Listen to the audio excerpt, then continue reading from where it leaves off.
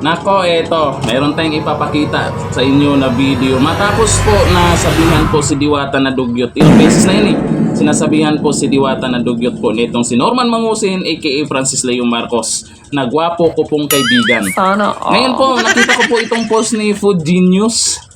Ito po, panoorin nyo kung sino talaga ang dugyot. Ito yung video. Malaki po ang tubig dito sa Magat. Anong ginawa ng idol ko? Sino ngayon ang yun ang gagawin sa harap ng kamera? Yun ba ang tinuro sa kanya? Akala ko ba nakapagtapos to?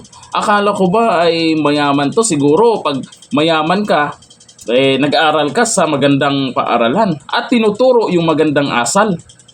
Hindi yung kadugyutan, yung gagawin mo sa harap ng kamera.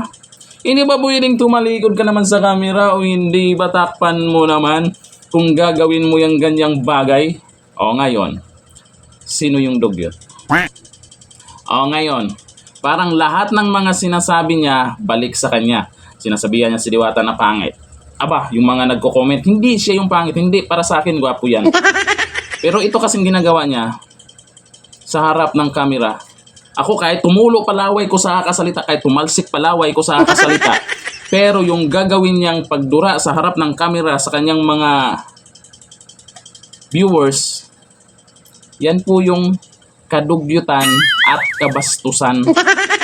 O ngayon, Francis Leo Marcos, Peking Marcos, ay Norman Mangusin pala to. Ganyan ang natutunan mo sa pagiging mayaman mo, di umano? Sana Pagdirit yung taong to. Kayo, ano sa tingin nyo? Sino ba talaga yung dugyot? Sino ba talaga yung bastos? Comment tayo dyan. Hanggang dito lang. Thank you. Bye-bye.